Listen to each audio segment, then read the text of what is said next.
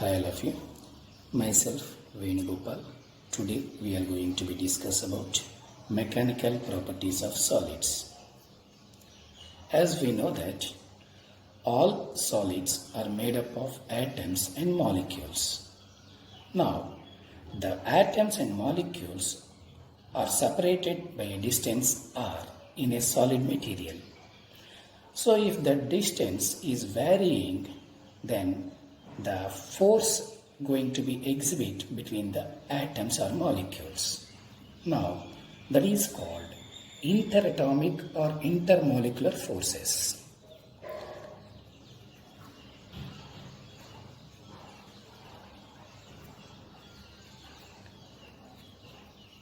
This intermolecular force is going to be exhibit between the atoms.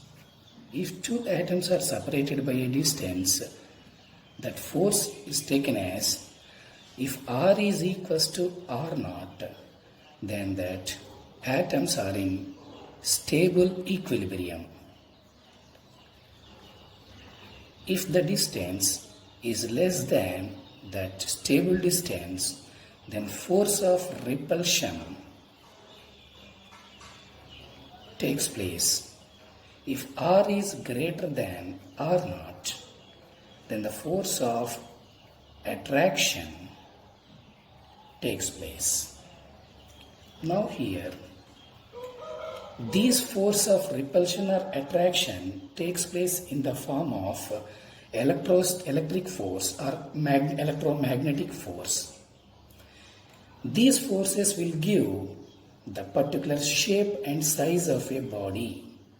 Now, this force is taken as the negative gradient of potential energy. Minus du by dr we can represent. Now, if we consider a graph for this, the graph is giving as the potential energy and distance. The graph will be like this. And if we consider the force and the distance graph also will be like this. Now here, this portion is the equilibrium distance portion, whereas this portion force is considered as a repulsion, and this force portion is called as a attraction. Now here, the potential energy of the interatomic forces is considered as U is equals to A by R power P minus B by R power Q in the form we can say. This is the generalized equation for the potential energy of a interatomic or intermolecular forces. Now here, this representation A by R power P means A is a constant, P is a one variable, and where B is a constant and Q is a variable. This minus term represents because of the attraction forces. This positive term represents because of the repulsion forces.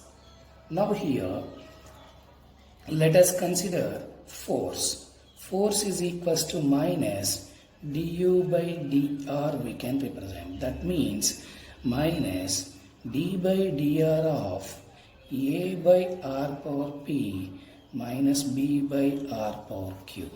If you consider differentiation, after differentiating you will get d by dr of A by R power P, A constant, R power P means AP by R power P plus 1 minus BQ by R power Q plus 1. Now, this is the force. So, let us take one example for this application.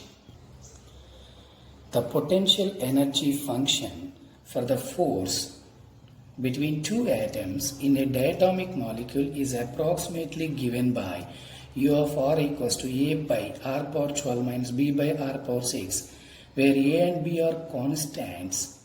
R is a distance between atoms. If dissociation energy is D equal to U of infinity minus U of 0, then what is the D value? Now here, the given potential energy function as U of R is equals to A by R power 12 minus B by R power 6. So let us take here potential energy for the infinity position. U of infinity is equals to A by infinity minus B by infinity gives 0. Means here why we took infinity means R is the distance taken as infinity. And if you want to take U naught value, so U naught value will take place at a position where the force is becoming 0. Now here, let us differentiate F is equals to minus du by dr. If you differentiate that this value minus d by dr of A by R power 12 minus B by R power 6. After differentiating this, we will get A into 12 by R power 13 minus B into 6 by R power 7, which is equals to 0 we can take here. Now, by simplifying this, 12A by R power 13 is equals to 6B by R power 7. R power 7 if you cancel, here it will become 6.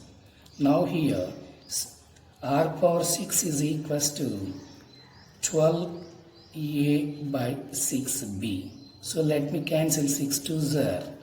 So therefore 2A by B is the R power 6 representation. Now, let me take this value and find out the U naught value. U naught is equals to A by R power 12 minus B by R power 6. Whereas, since R is equals to 2A by B, let me substitute this value here. Therefore, A by,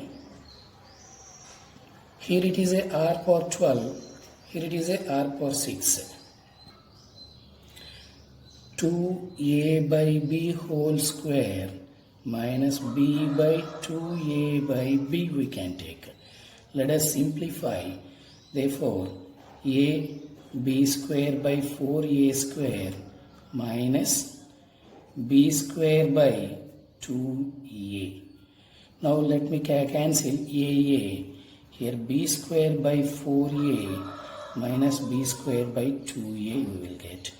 By simplifying this, we will get minus B square by 4A. So this is the U naught representation. Now they are asking dissociation energy. D is equal to U infinity minus U naught. Therefore 0 minus of minus B square by 4A. That is equals to B square by 4A. So dissociation energy is equals to B square by 4A. This is the required representation. Got it or not? So next concept. What is meant by elasticity?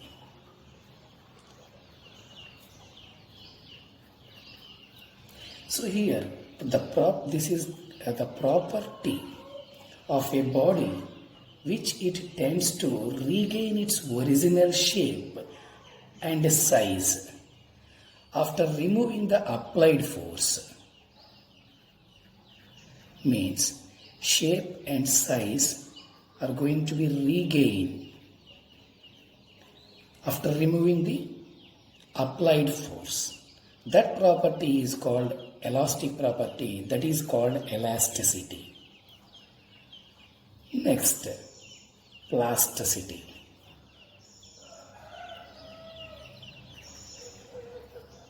What is meant by this plasticity? So here, which didn't regain its original shape or size is called plasticity. That property is called plasticity. Now, that plastic bodies, a best example is chewing gum, dough, clay, etc. And next here, what is meant by the rigid body?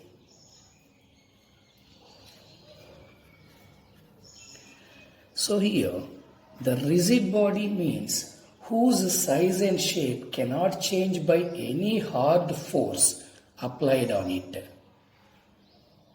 Size, shape doesn't vary.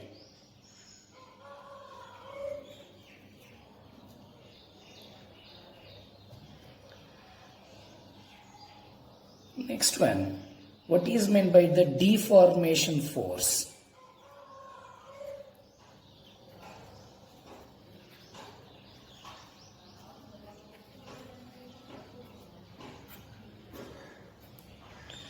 So the force which is applied on a body which can change its shape and size.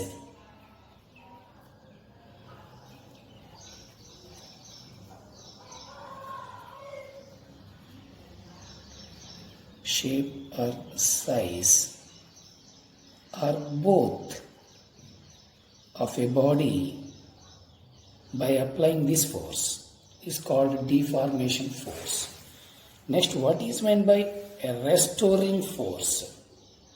Now here, restoring force.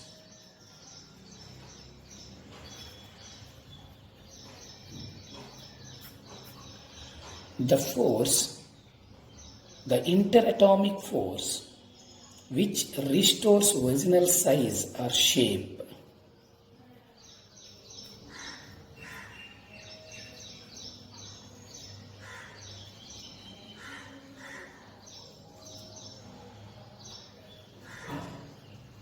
Without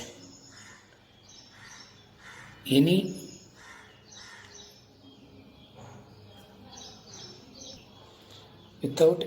residue. This is called restoring force. This is also named as a elasticity. Next one, we are going to be discuss about a stress.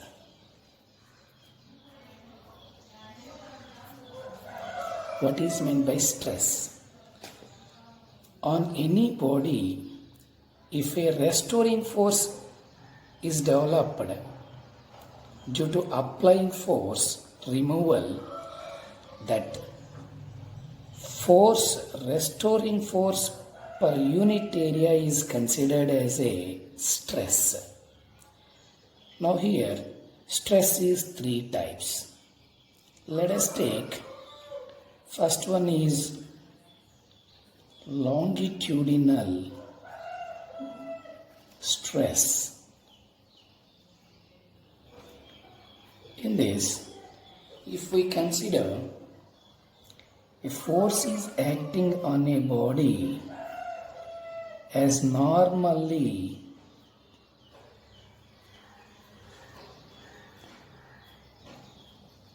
on an area to pull its length, that is called tensile stress, also called as a longitudinal stress, which is a normal force acting on that per unit area, we can take it as.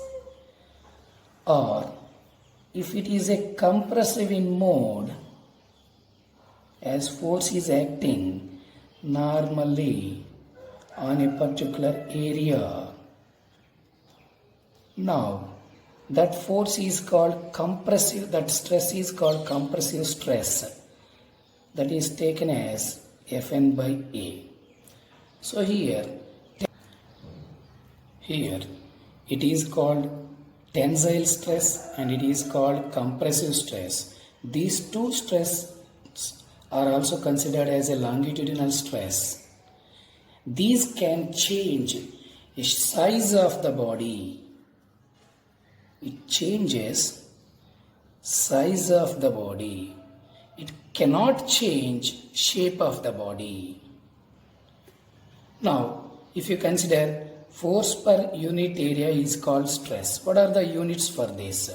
Newton per meter square or Pascal. What is the dimensional formula for this? M power 1, L power minus 1, T power minus 2. Now, let us take next stress. Next, shearing stress. If a force tangentially is acting on a body, that tangential force per unit area is considered as a shearing stress. Now, this shearing stress will change the shape of the body, but its size didn't change. Next, third one is bulk stress.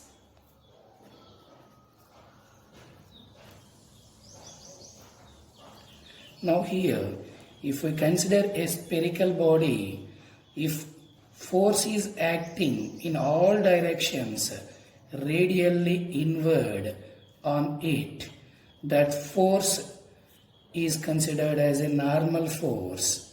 Now, that force per unit area means surface area of the body you can consider. So Fn by A, normal force per unit area, is considered as a bulk stress. Here, totally we are having three types of stress. One is longitudinal stress, which is caused because of tensile stress or compressive stress, which can change the length of a body. And second one, here it is shearing stress, means which can change the shape of the body, but size of the body didn't change. That is because of a tangential force. Third one is a bulk stress, because of a normal force which can change the volume of the body. Let us take one new. Now, one more example here. A uniform rope of mass m, length L, on which a force F is applied at one end, then find stress in the rope at a distance x from the end where force is applied. So now, to calculate the stress at this portion, we have to find out the tension acting on this portion at this place. So to calculate that, let me take mass per unit length is equals to linear mass density. Now here, the force is applied on a total mass, so it will get an acceleration. F is equals to ma, whereas A is equals to F by m. Now, by the application of this tension T at this portion, this part will move with the acceleration A. Now, this part mass is, let me take m dash. M dash is equals to mass per unit length into length of this portion. Now, L minus x. Now, this mass is moving with the acceleration A by the application of tension. T is equals to m dash into A. So, m by L into L minus x into acceleration is F by m. Let me cancel mm. So, tension T is equals to F into L minus x by L. Now here, F into 1 minus x by L. So now, they are asking a stress. So, stress at a given point, if you want, that is equals to force acting as a tension at that point into area of cross section A. Now here F by A into 1 minus x by L. This is the required stress at that point, which is placed at a distance x from the point where the force is applied. Understood? So let us go to one more numerical. Here, two equal and opposite forces F and minus F act on a rod of uniform cross-sectional area A. As shown in the figure, find the shearing and longitudinal stress on the section AB, which makes an angle theta with the horizontal. So to find that shearing and longitudinal stress, so let us take the small portion, that portion AB let us consider here. Now if I take portion AB, which makes an angle theta, where the force is acting F on this and here also F on this. This is called restoring force develops. By the application of this force, here the restoring force will develop this side. Because of this applied force, the restoring force will develop over here. So if you consider this force on this portion AB, let me resolve into two parts. Here it is a F.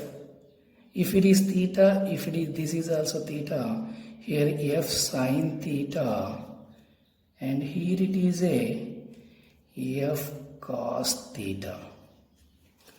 Now here, for this area, this is area A means this is area A dash, let me take. Now here, this area A dash resolves A dash cos theta and A dash sin theta, means A dash sin theta is equals to A. So now here A dash is equals to A by sin theta. Now here, this area, A dash on this area, longitudinal force means along the tangent, this is the tangential force and this is the normal force. Already we know that longitudinal stress is equals to normal force by area A dash. Means normal force is F sin theta by area A dash, means A by sin theta. So if you make it upper portion, if you bring it up, if you resolve F sin square theta by area, this is called longitudinal stress. In the same way, shearing stress is equals to tangential force by area. Tangential force is F cos theta by area, means A dash, means A by sin theta. Now if you simplify this, F sin theta cos theta whole by area, this is called shearing stress. So longitudinal stress is this much and shearing stress is this much. Understood or not?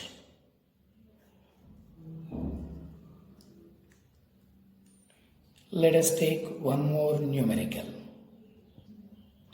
Next, a wire is hanging from the roof, a uniformly mass distributed wire of mass m and length L hanging from the roof, which is connected to a weight of mass m, which is having a area of cross section A. Now what is the stress at the portion at a distance x from the weight hanging portion? Now here, to find out the stress here Here I want stress. So to find out the stress, let me take what is the force acting on at this position. That is tension. Let me take. Tension T is equals to this weight is acting mg plus, and this portion mass only is acting at this place as mass per unit length into length of that piece into gravity. This is the tension acting at that place. Because of this tension, a stress will develop over there. The stress will apply. Stress is equals to tension by area. So that the tension is acting downwards like this. So therefore, you can take here mg by A plus m by LA into xg. So this is the stress at that place where we want. In the same way, we can go through one more example. If a cylinder takes place vertically on the floor, as the cylinder is a hollow cylinder which is having a inner radii R1 and outer radii R2. It's a material portion. Now, this cylinder is going to be exhibit its weight on the floor. It's going to be apply its weight on the floor. Now, the stress acting at this portion. So at this portion, I want a stress. Now here, stress is equals to its own weight mg by area of the material portion. Now here, weight mg by area means pi r square. But here material portion is pi r2 square minus r1 square. So therefore you can write r2 square minus r1 square. This is the required stress. So like this, we can calculate a stress.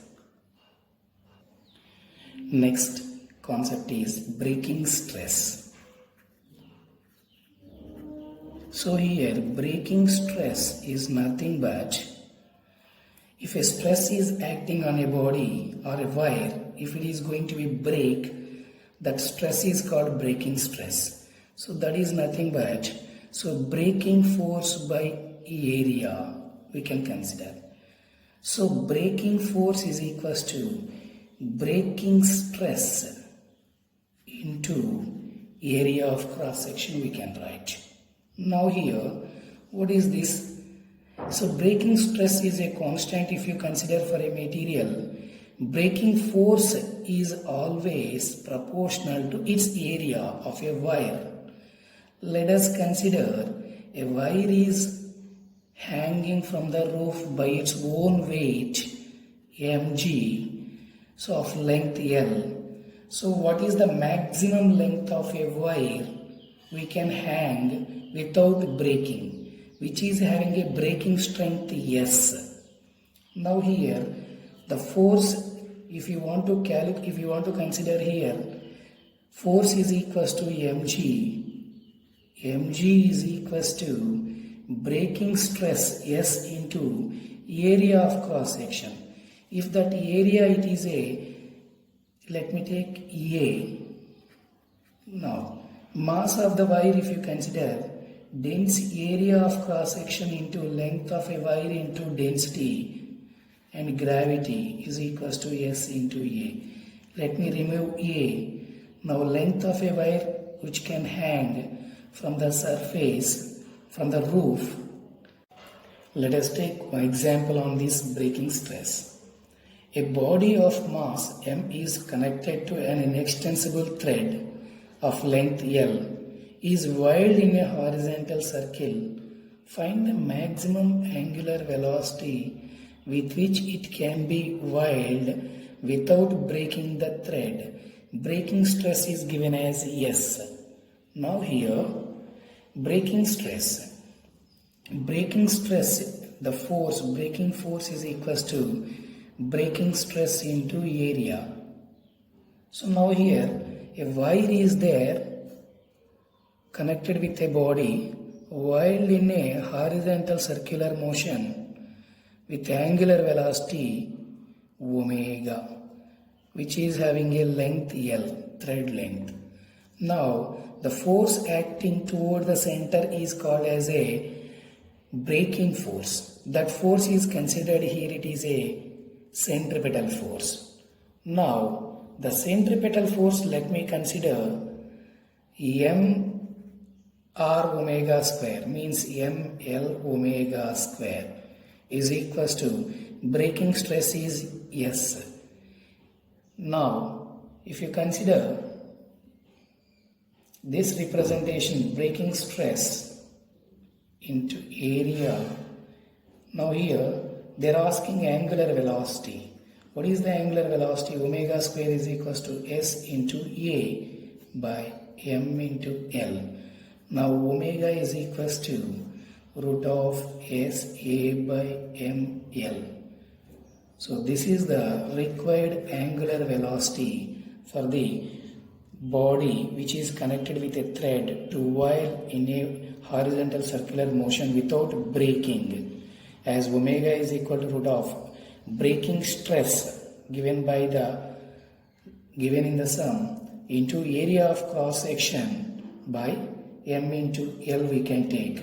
Here area of cross section, if we want, we can take it is a area of cross section of a wire, but it is not a area of a circular motion. Understood or not? Let us go to next concept. Next one is punching a hole. If we consider T is the thickness of a given plate where we are going to be punch a hole of radius r. To punch a hole, we have to apply tangential force on that. So tangential force, if you apply, that stress is called shearing stress is developed over there. So now here tangential force is equals to shearing stress into area of the material to the hole. Now here when we are punching, the circular portion is there, 2 pi r is the circumference of the circle and a T is the thickness. So area is considered as 2 pi r into T. This is called tangential force.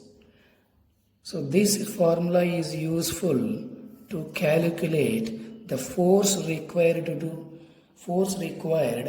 to punch a hole which is on a plate of thickness T, which is having a shearing stress value S. We can calculate force required. Calculate the force F needed to punch a 1.46 centimeters diameter hole in a steel plate of 1.27 centimeters thick. The ultimate shear strength of steel is 3.45 Newton per meter square, mega Newton per meter square. So now we have to calculate the force here. So the force, punching force is equals to shearing stress into 2 pi r T. Now here, what is the radius? Radius r is equal to d by 2. Given d value here it is 1.46 centimeters. That is equals to 0.73 10 power minus 2 meters. And here thickness of the plate is given as 1.27 centimeters, means 10 power minus 2. and shearing stress of the given plate material is 3.45 mega means 10 power 6 Newton per meter square. Now the force they are asking, F is equal to shearing stress 3.45 into 10 power 6 into 2 into pi value 22 by 7 into R value. It's a 0.73 into 10 power minus 2 into T thickness 1.27 into 10 power minus 2. So now here 10 power minus 2, 10 power minus 2, 10 power plus 6. If you cancellate them and if you simplify this, you will get approximately equals to 200 into 10 power 3 newtons you will get. That is a 200 kilonewton.